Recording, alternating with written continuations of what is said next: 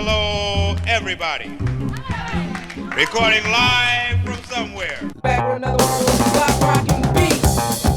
Welcome to the Dental Efficiency Playbook.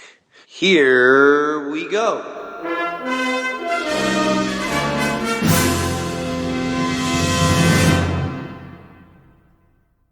Hey, party people. Welcome to the Dental Efficiency Playbook.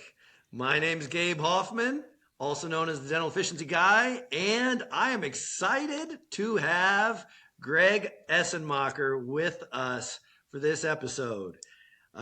Greg Essenmacher is the CEO and founder of GNA Consult, a firm well known for transforming the way that dental practices handle full arch patients, from the very first phone call all the way through case acceptance. If you don't know them, you need to know them if you are doing any full arch. Greg is a national speaker and a trusted advisor to DSOs, surgeons, and implant centers across the country, and a great guy to boot. He blends sales psychology, operational alignment, and patient experience strategies to help practices increase full arch case acceptance without increasing marketing spend. He's trained hundreds of teams on how to differentiate themselves, create trust faster, and deliver a consistent message that results in more predictable, scalable, and profitable full arch workflows. Today, he's here to talk about the hidden inefficiencies that are costing practices full arch cases and how to fix them fast. I'm excited to talk about this because in the game of full arch, or anyone doing full arch, or even implant, there's lost cases are big money, a lot of time, a lot of risk, a lot of struggle to get there. So I'm really excited to talk about this. Greg, welcome to the show. Thank you. I mean, you know all about inefficiencies, right? And, there's so much crossover between what you do for your clients, helping them to be able to create efficiencies, and what we do, creating efficiencies and systems and processes. And, I appreciate you nailing my name, right? We've known each other for just a short period of time, but you got it, right? I mean, that's so proud. That's awesome, right? Yeah. Looking forward to diving in and really just having a good conversation about, the all on X, all in 4, fixed full arch.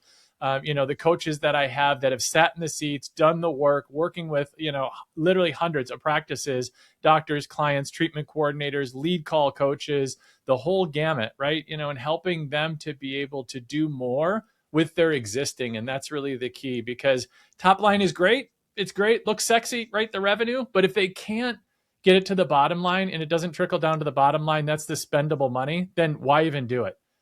Well, I know why they do it, right? They love to go to conferences and say, I do 12 arches a month. I do 20. That's great. But when you're broke and you're poor and you're, leveraged to the hilt, that doesn't help. So can't wait to get into it and talk to it about it with you, Gabe. No, that's 100%. And as we know, there are so many practices that are plagued by that exactly, right? And groups, for that matter, that are driving a lot of top line, but it doesn't translate to the bottom line. And there's many reasons that happens. But in the full arch realm, I look forward to diving into that with you, Greg. You say that most practices think they need more leads, and you argue that they need a better patient experience. Whereas, as we know, in the full arch game, so many places it's top of the funnel, get as much in there, and then they're going to play that game. So why do you say that? Well, we hear so often, right, from clients, whether it's an individual clinic that's doing, 1-2 million a year that want to get to 3 or 4, or, the small groups, or even the DSOs. And I'm glad you mentioned the DSOs. They have so much data that they have, but what does the data actually say, and how do they move the needle, and where does it really make sense? Because they're usually strapped with the PE money, and they have to deliver on results. So same store sales and what they're trying to deliver. So if they're going to make an investment by working with a group like us, it's got to pay off, not just in like the 2 or 3X, it's got to be the 4 to 5X, and then be a sustainable system to come out the other side so they can kick us to the curb once they've got all the goods from us, which is great. We love to have that happen. But to your point about the leads, the key is, yes, to be able to have a good feedback loop to the marketing company, whoever they're using, to be able to say, yes, no, here's the lever. But Gabe, it really comes down to this. Can you take a case where revenue is generated, money is generated from a case. We made 22,000. We collected 18.5, right? We collected that amount of money from a patient. Can you attribute that back all the way back, not to a marketing company, but to a specific campaign? And if you can do that consistently all the way through, you know where to spend more and where to cut less. The challenge with most of the marketing companies is they don't want to give you that transparency, because most of the time, 60 to 70% of their cases are coming from a very small percentage of their campaigns. And that A/B testing and constantly changing and adjusting, because their campaigns will eventually plateau and then start to sink. They don't want to give you that information because it's more work for them. Bottom line. So it's really about the leads, that lead call department, converting the leads over. And that's why we've got different buyer types. That's why we really work so critically important to have all of those metrics and all of the KPIs that they're working toward. That's why we hear it all the time of, oh, the leads used to be better. Yes, maybe, for sure. But what are they doing? What are you doing? What information, doctor, group, DSO, VP, whatever it is, what information do you have to go back to the marketing company and say, they used to be better and here's what we know to be true? And it shouldn't have to be more work. Right? It should be less work for you. And it's really just about input of data and knowing what data that you actually receive, and then holding the marketing companies accountable. And that's where we come in, and we're able to use the data and be able to share it and then roll it up to the highest level of C-suite to say, this is what it's already saying. Here's how we actuate. We just onboarded a DSO group and we're piloting it with 5 locations. We say pilot, it's fine. We love pilots. They get us to places, especially during the holidays, we want to go to see family that we don't necessarily want to see, but we have to see, that, right?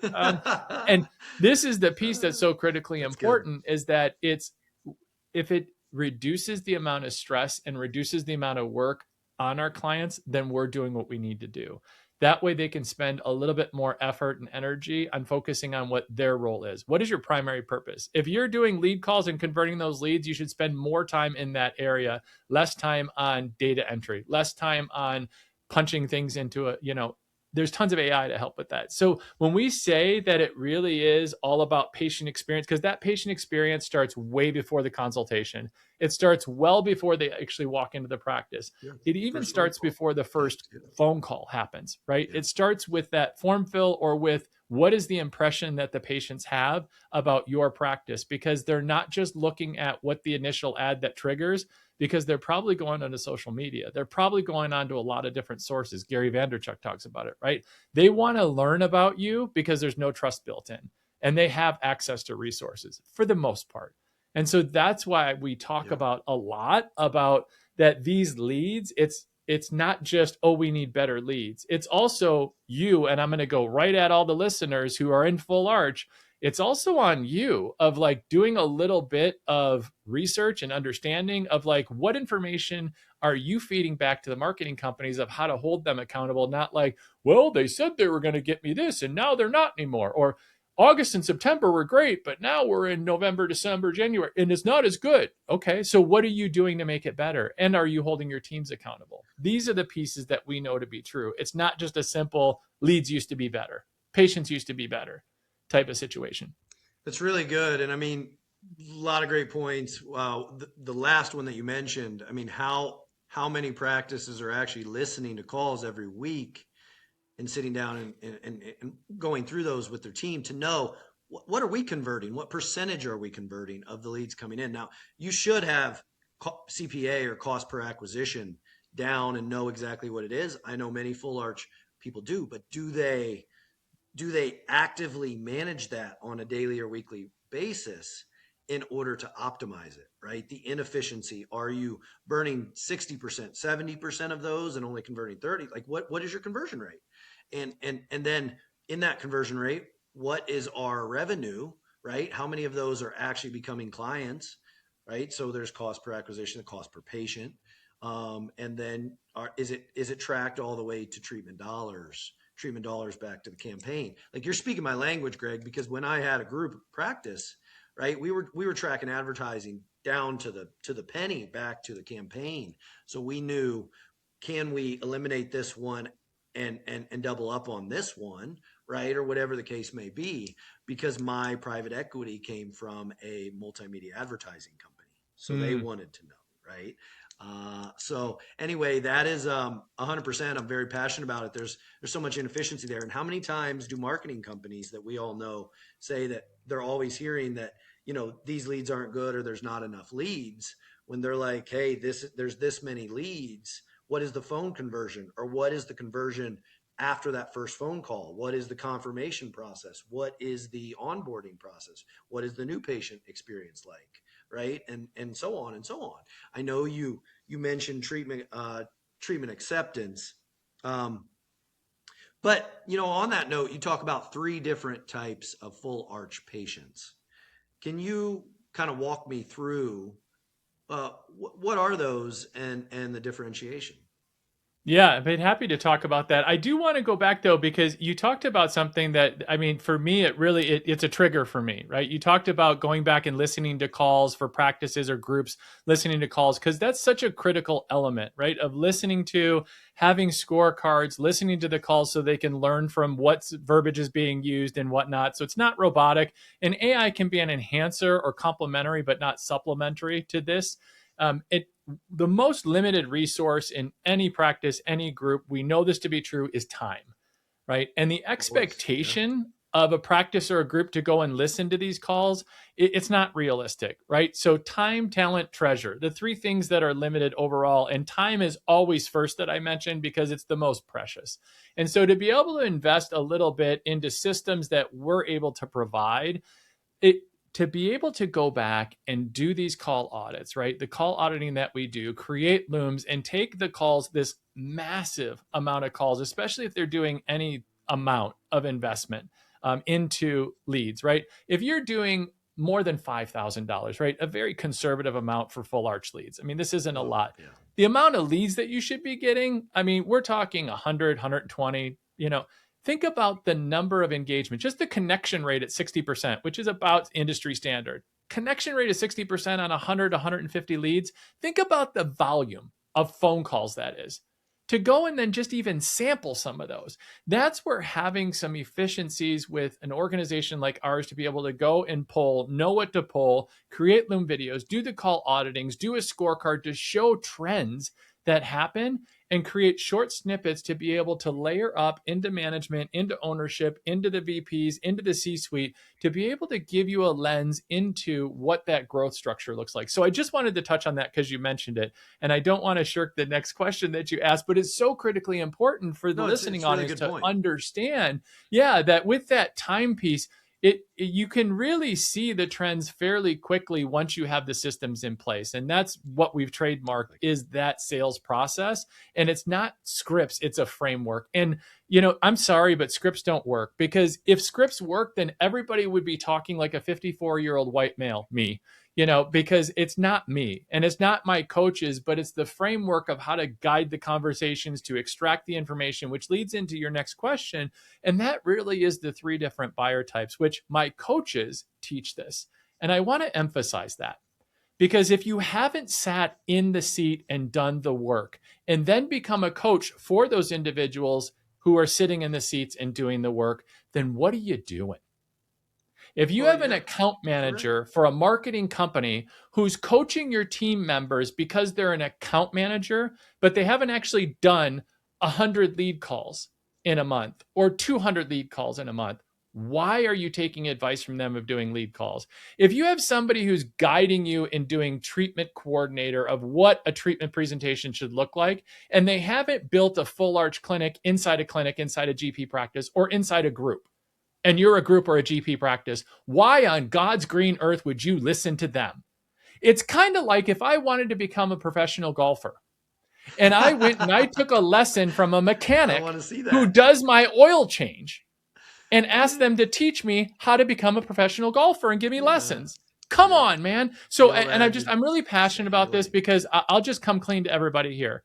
When I first started GNA Consult 4 years ago, I come out of the Strawman group, right? I was employee number 3 for Neodent when they wanted to launch a value segment implant. And I helped to build and grow that empire to $100 million annually from nothing in full arch. So I've been focused on full arch for 11 years. So 4 years ago, when I launched GNA Consult, I was the one who was doing the coaching. Now, I've got a training background. I understand formulas. I understand the structure of training, but it became evident pretty quick. I haven't sat in those seats. So I had no business talking from a position of authority to these individuals that are doing the lead calls or that are doing the treatment coordinator. It became evident fairly quickly that I had to hire experts in the field. Now I can coach coaches who are doing that, who sat in the seats, because I understand business and the formula of business. And I just want to come clean and be very clear on that, because anybody who's listening who wants to level up their game, go to experts who have actually done the work and understand and have a framework. And second, that actually have a system that you get to keep. Outsourcing your business and having that single source of failure, you should know what it is. So anyway, I'm sorry. I went off on a tangent, but it's so critically I do important. need to give a disclaimer that at the Dental Efficiency Guy, the coaches have sat and presented thousands. I didn't know that. I wasn't going at you. So just throwing that out there, that I sat in every seat in a practice except for the doctor or hygienist, including lab tech, creating cases to learn the business for 20 years before. But you get it, right? I mean, so only saying this is not to toot my own horn by any means, right, but you had me feeling a little like, oh shoot, here he is. But I mean, it's critically important. And so that's why at GNA Consult, if we're going to help, right? Because a lot of the vast majority of our clients have a thriving part of the GP side of the practice, as well as build out implants and and it's a different game. And so, if somebody wants help, like building out their hygiene department, I bring in an expert in hygiene that can partner with your practice, right? Because we take a 360 view of your practice. We know if we take you from 5 arches a month up to 15, how is that going to affect the rest of your business? Probably pretty significantly. Oh, massive. Because we know at some point you're going to have to bring in an associate who's going to have to do some of your other work, or once you get to 20 arches or so, somebody's going to have to do the restorative. So anyway, I'm really passionate about that. But to get back on the buyer type, for the record, Greg, you said from 5 to 15, and you said 22,000 per case. That extra 10 would be an extra $220,000 per month. So, a month, and you annualize that. I mean, you're really talking about 2.5 million. I mean, and we've done that. We have case studies. If you want them, ask. Happy to share them. You can go onto our website. You can look at, talk to the doctors that are on our website. There's a reason they're there. One that we actually went from just a couple locations up to 10. There's another who was at, he had 6 locations that were GP and was doing 1 arch every 6 months. Or I'm sorry, every 6 weeks, 1 arch every 6 weeks. And now he literally has 3 full arch practices. He got rid of the GP side of the practice. He's doing about 15% of his revenue comes from GP, and the 85% come from arches, and he's an arch monster, right? And there's another, there's others that are on there that have built. So find people who have actually done the work and have the case studies, not, oh, look, we're doing $200,000 now. We did nothing and we do this. Find people who've been there. It's a great point, though, because we aren't trying to do dentistry. We're trying to support you to do what you do best, right? Be the best full arch doctor you can be, and let us manage all the processes that create the efficiency in your practice. For your teams. Your team can be on the phone converting at the highest level. It makes absolute sense. But because, again, as you said, right, you're trying to learn golf, you're not going to your mechanic or to your medical doctor, although your medical 1,000%. I do want to talk about buyer types, though, because I can only imagine somebody like 10 minutes ago heard buyer types and like, is he going to get to buyer types? Is he? Oh, yeah. So let's do that. Types? Let's do that. So if we're talking about buyer types, though, we categorize them as 3 different types, right? One is a buyer. Right? That's somebody who's been to a couple of different consultations. They literally have the money, cash in hand, funding, whatever. They're looking for a home for their money where they can trust somebody and trust a practice and say, this is it. That's where the differentiation piece of your practice, your group compared to somebody else, they feel warm and fuzzy. Your level of knowledge has to be right there, and you're talking at a very high level. Obviously, these are the cream of the crop. It's a very small percentage, but being able to identify that through identifying markers, questions, understanding, top of the line. Next are your researchers, right? These are ones that have a lot of questions. They may not be ready, but the top end researchers, I got to tell you, you might think that the buyers are actually your best like type to bring in for consultations. Your top end researchers are actually your best. And let me share why, because we knew at GNA Consult, because we see this day in, day out with our clients. The top end researchers are absolutely the best because once you share the information and you bring them across the finish line, they're your best marketing billboards because they're Okay. the ones how you have convinced, and they had to go through their own process. And when they go back to their work, to their neighborhoods, to their synagogue, churches, whatever it is, I mean, it is life-changing experience, right? They go from a jagged mouth into this beautiful new smile, and people Transformational. notice. Be like, Jenny, my gosh, like, wow, amazing. Yeah. And if you deliver that optimal patient experience, be like, yeah, you know what? I went to 123 Dental and they were incredible. They took care of me every step of the way. You can't buy that kind of advertising. You can't pay enough money for that kind of advertising. And it might not be who Jenny's actually talking to, but that person they're talking to has a friend, has a grandma, has a coworker, has something that they know, and it'll trigger down the line. And suddenly now you're getting free arches that are coming your way. You don't have to Yep. convince. Not The paying trust that is built in. CPA They're anymore, walking in right? and Not paying asking. the cost. And we Yeah. see that all the time. And it's the triangle of marketing, right? It's that blue ocean, red ocean, right? But this is that referral that is the locked in. They walk in, please take my money. Please just do it. You've done such great work for X, Y, and Z. And so that's the researcher, right? There's the researcher type. And then the Okay. last are the tire kickers. Tire kickers are just ones that, they're asking random information. You understand, doesn't mean to dismiss them out of hand. The reason why we categorize so quickly, and this is where those that are handling your calls, handling the leads coming in from the marketing company, identifying them and tagging them quickly. I just have to share with you, Gabe, right? You're the efficiency guy. Being efficient when you have a tremendous amount of leads coming in is critically important. I can tell you the reason that Nuvia has exploded on the scene is because they got super hyper focused on how to tag a lead instantly. And they knew it right away and they knew their follow up instantly. So, this is the piece that's key. It's not just a generic, oh, it's 4 touches in 4 days. Oh, we're going to do 7 touches in 7 days. This generic cookie cutter approach, mm-mm.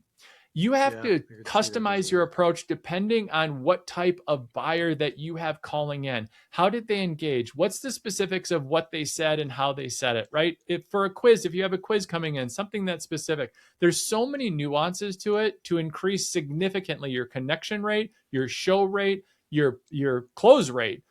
This is how you set the table. And that's why having people who know how to do this, not just somebody, yeah, they've been in a call center for 10 years. Yeah, but dental specific to full arch is a niche in and of itself. So this is the buyer type profiling, and also then sharing that information then to the closers, the treatment coordinators, critically important piece in order to have the success we're looking for. Yeah. Yeah. No, that's great. That's great. And I will just add as a side note, when you are, I know it's a little different in a full arch practice, but if you have somebody that is continuing to follow up, or you have automated follow up with the tire kickers, uh, you know, the same adage that we talked about previously, maybe it's 5 times, maybe it's 13 times, but at some point you're going to be there when they are ready to revisit it down the road, and maybe their financial picture has changed. So don't throw them For out. sure, that drip campaign is everything, right? And identifying that what type of buyer that they are, the patient type that they are in the first 60 seconds. You can absolutely do it. You can absolutely do it. It's trainable. It's a formula. It's easy enough to do. You can learn it pretty quickly, and we see how it transforms practices again for the existing marketing spend of how to make significant increases in the first 30 days. It really is something that we've honed in, that we watch as we onboard clients and watch that piece. That's why we hone in on that piece first and foremost. Certainly, can you get better at the marketing? Of course. But can you get better at the closing? Of course. But that is where we see the most uplift right away with our clients, and then Interesting. working on the other areas as well. Yeah, for sure. Really interesting. Okay, so I do have another question that I really think our listeners will want to know is, and it's something I ask often, but where do you see the biggest bottlenecks in full arch conversion today? What practices and or conversion, right? Like where are the biggest bottlenecks? That's a really good question. I think a lot of it is a misunderstanding of what exactly is a consultation, right? Why are people coming in for a consultation, right? A consultation doesn't necessarily mean they're coming in for a financial conversation, right? You know, that's one.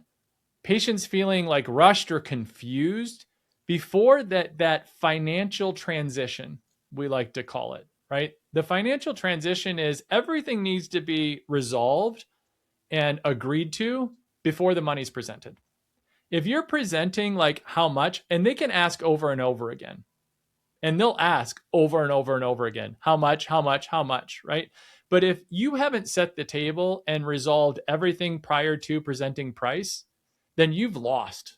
You've lost the patient, you've lost the battle, right? You get to the number and out the door they go. Or you see them completely shut down. Their entire face and demeanor shifts, right? Because How the do you value's not feel, built in. Greg, on that note, how do you feel about giving the range at scheduling or prior to? Yeah, that's a Right? tricky question, right? And it's a trap I'm not going to fall into. I'm just kidding, right? Okay. You know, that's why I'm our lead curious called apart. because No, if no, I'll answer because everybody wants to know the answer, right? If somebody asks the price right away, right? No, I just want your price. I just you want your can't price. look, you can't give the price, but at the same time, people are buying a Lexus and others are buying a Honda, and Yep. there's a different market, or Mercedes versus a Volkswagen. There's a market, 1,000%. There are a and number of different ways to address this, right? First and foremost, in that first 60 seconds, understanding what type of buyer that you have. Because the answer to that depends, right? And I'll explain because I won't leave it as depends. well, If there's somebody who've been to 2 or 3 different consultations and have a treatment plan in front of them and know full well that they need quad zygos, that's one type of patient where it's okay, an sure. answer that it's like, no. Like I literally have a treatment plan here. I've been to 3 different consultations. 2 of them said, I can't touch you. And the third one said, it's a quad zygo case. I have 2 millimeters of maxilla bone. It's got to be quad zygos. It's the only way to go forward. I've been dealing with this for 30 years. It's not a situation where I can go. They're going to have to put me under general anesthesia. It's probably an OR case. And this is the situation. Is this something you can handle or not? That's one scenario, right? Okay. Well, if you're talking a quad zygo before, that's not a, well, we need to bring you in and we've got to see the CBCT before we can do anything. Well, that may be true, but that's one scenario. If it's Okay. somebody who like literally knows nothing, they saw an ad and they said, I saw an ad and like I saw something where there's grants available and you jump out front, that's a whole different scenario. So the question is of range, and that's in that first 60 seconds of determining, are they a tire kicker and they have literally no clue of what's going on? Or are they somebody who's really highly sophisticated and they have a really good understanding of their dental condition and they're really looking where they're at? Now, again, I don't do the coaching, right? I listen to a lot of calls, though, just to audit my coaches to make sure where it's going. But the question is, have they established enough rapport with the patient to get to a point where at least they know the call's that not going to move forward? And is it a range? I don't know. Like, I don't know if we're going to have to rip out all your teeth. And you are a candidate for full arch, right? I don't like to talk about And candidates, right? Because then again, it's like it so feels. I will give you a little, like a follow up statement or question. The reason that I ask that is because obviously we're generally targeting a demographic or right some specifics around our marketing.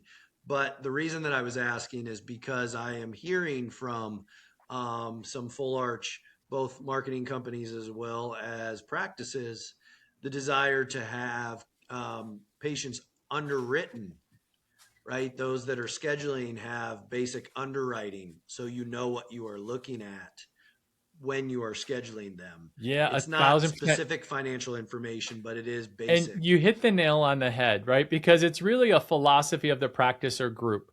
Because some will want top of the funnel or bottom of the funnel. And I could literally talk a whole nother program on top or bottom of the funnel. Sure, You know I get about it. this, right? Working with the group. But here's the rub, right? Because if you go back to what I'd shared before, the patient experience, literally starting with the digital imprint, even before there's any communication with the practice or the group, right? That digital imprint, it's the question of, do you put pricing out there in the digital world on your landing page or not? Do you put it on your website or not? Because that really is a determining factor of what your philosophy is Okay. forward. there are some companies that certainly will give that number and price up front, and they'll take a credit card at the time, or they'll even take money from you. And if you don't show up, like, oh, sorry, you forfeit the money, right? There are some groups, especially, specialty groups are like this as well, where they actually charge for the consultation. There are some that do that as well. Some will do free consultation. So, I mean, the answer isn't one way. There isn't one answer No, for and that. I get It that. depends I on the get that. philosophy of the group. To give a range, it depends. Some will literally talk about the fact of, well, we literally don't know what's going on with your mouth. That's where the challenge that I have, and that's why I said scripts don't work. Because somebody could be on page 1 of their script and they demand an answer, and page 37, back to 22. It's like pick your own adventure. Do you remember those books where you could pick your own adventure of the page, right? What happens is, even if you get the patient to say yes to booking an appointment, a consultation, the odds of them showing up are probably in the single digits or teens. And that's what we see with the numbers show out. Sure. Yeah. So we shift philosophies with clients like right out of the gate, simply by looking at their numbers and what the metrics tell us on the numbers that they're looking at, right? Where's the source? What is the percentage of actual show rate? Because if not, it's just clogging up schedules. And then we hear it all the time. Well, our close rate's great. Like once we get the good swings at the plate, okay. But what is the actual revenue per new patient that's walking in the door for a consultation compared to what your marketing spend is? Is that aligned with where you want to go? If it is, great. Then let's talk about where there's other areas to attack first. Because your question was, where do they lose the most opportunity? Like where's the leaky bucket? Where's the roadblock for them to being more successful? Yeah, and that's really the key, because that with GNA Consult clients is very customized. That's why they talk to me first before they actually come on board, because I'm very straightforward. I'm just like I am here. We have a real conversation, and trust me, I am not everyone's cup of tea. GNA Consult is not for everyone. And there's others out there that are doing things, right? Some like to be in an institute. Some like to be in a click, paint by numbers and click through, and that's fine, but for them too. That's not who we are. And that's okay, right? Different strokes for different folks, and that's all well and good. But what we do and what we know works well for those that are willing to be collaborative and know that we're going to remove a lot of barriers, right? Create those efficiencies. And in that time frame of those efficiencies, we're going to fill it with coaching. We're going to fill it with the weekly trainings online. We're going to fill it with self-directed learning of Loom videos and listening to yourself on recordings. And then we're going to filter that up to the next layer of those in the group or the practice that are holding accountable. So it's easy to read, easy to follow, and you can watch those metrics and then get on alignment calls to say, are we hitting the mark and the goals of what you asked us to do in the first place? That's a winning formula that we know to be true. Yeah, it's so good. It's so good. I love it. And I asked that question because it was more your perspective on underwriting than it was specifically what you're, I know if you've seen one DSO or seen one practice, you've seen one DSO or one practice, right? The adage persists that every practice is very unique. So I take, again, that question was more targeting at your perspective. And I love the coaches that you have and what you guys do. And that bit that you just shared, Greg, the winning formula that you guys apply is a great way to finish this episode. But I have one thing that I always like to ask my guests. So if there was one thing that you have learned in business or in dentistry that you want to leave our listeners with, think like the 1% better every day. There's been some great ones. Right? Being able to turn the page, understand that each minute of each day you can start new. There's all kinds of great ones, but whatever that is for you, Greg. And I will say, we are recording this on the eve of a big game for number one IU. Got to throw that plug in there. The football game that happens tomorrow, which will be New Year's Day. We're recording this on New Year's Eve, which won't be when it airs. But go Hoosiers. Yeah, go Hoosiers. Hoosiers. Got to throw it out there. Anyway, Greg, so what is that one thing that you want to leave our listeners with? Well, I mean, I'll borrow it from Nike, right? Just do it, right? And then I'll add on to it my piece, right, which I learned as part of the Strawman group, which is do it and then take the pieces from there, the learnings from there that are working, and discard the rest and build on top of it from there. And then from there, take what's working, right? Constantly go back. And I had a guest on my podcast, The Two Sleuth, recently that said, build systems, right? Leah Rowling, she's amazing. She works on culture with practices and, behaviors, and she's incredible. Love her as a human being and as a coach. It's all about taking what's working and dismissing the rest and constantly refining the systems. That's what's critically important, especially in full arch, because patients change. The patient population changes. Gabe, the pool grows every single year. Polaris talks about that, right? From 1.4 to 1.5 to 1.62 billion dollars a year. It has grown. I don't know what it's going to end up at in 2025, and gosh only knows. But you mean 2026? Practices, groups are challenged. 2026, right? Well, no, I don't know what the final number in 25 will be. That's you're what I was saying referencing. For this year. Sure. Yeah, I follow you. So the challenge, right, and why groups and practices are feeling the pinch. The pie is getting bigger, but there's more people, there's more participants in that pie trying to take chunks, and the downward pressure on pricing because there's enough going at the bottom of the barrel. So the differentiation, critically important. The team development is critically important. You don't have to sacrifice who you are or the price integrity. It's a philosophy that I learned. It's a philosophy that I believe in, and it's a philosophy that I stick to. And it's a winning formula so far, just like it is for the Hoosiers, right? Because if you think about it, it's not like they had all the NIL money. They didn't go and buy tons of players. It's a philosophy. And in year 2, they went from a basketball school to now a football powerhouse. You tell me how that happens without team development and philosophy of just getting better. If you are feeling like your team is down, you've never had the results that you want, this is a fantastic case for understanding what changing a system, putting the right person in the right place, and getting people to believe in the culture and the system. And these are 0, 1, and 2-star guys that weren't recruited from anywhere. That chip on their shoulder and them believing in that system has them the number 1 team and undefeated going into the playoffs. Like in a 2-year period of time where they were the bottom of the barrel for 50 years, 40 years. And playing in the Big Ten. Not like some cupcake conference. Yes, where Michigan and Ohio State, Michigan State, like all these teams have dominated over the years. Now, so again, look at as a microcosm, look at that team. And when you are feeling like you are there, think about, look, tomorrow can be a different day. A week from now can be a different way. The right coach, GNA Consult, comes in, right? Completely different situation than where you are right now.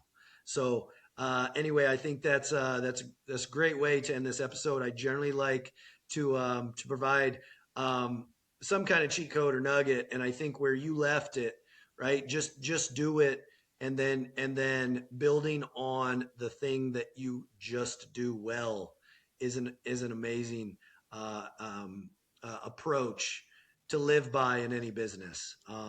With it being the end of the year, tomorrow being New Year's Day, I also think, taking the time to be still, reflect on just that, right? What's going well in life, in our dreams, in our visions, in our goals, and what is not. And not just, Greg, not just in our business, which is our vocation, but our health, our love and relationships, and then our freedom of both time and money are important areas to consider when looking at our dreams and our vision moving forward. So it's been a pleasure having you and learning so much more about GNA Consult. I know the team that you have, and it's a rock star team. Learning about how you guys apply and what you do has been a great experience. It's really, really been a pleasure having you on the show. And as I know, as we both know, there's a lot of inefficiency in top of funnel to bottom of funnel, and then in onboarding in the full arch practices or in a lot of practices. So there have been some really good gems shared in this episode on, where to start and how to approach that. So thank you. Yeah, thank you for the space. I appreciate the opportunity and I honor the time. Thank you so much, Gabe. Thank you. Hey, friends. Before you head out, I just want to say thank you. Seriously, there are a lot of places you can spend your time.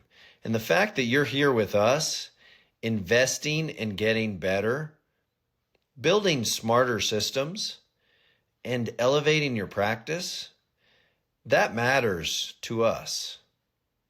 If today's episode brought you value, please do us a quick favor and like and subscribe. And share it with someone on your team who's ready to level up alongside you. That's how we keep raising the bar, that standard across dentistry, together. And if you're ready to take what you learned and actually implement it in your practice, head down to the show notes and connect with us through the link below.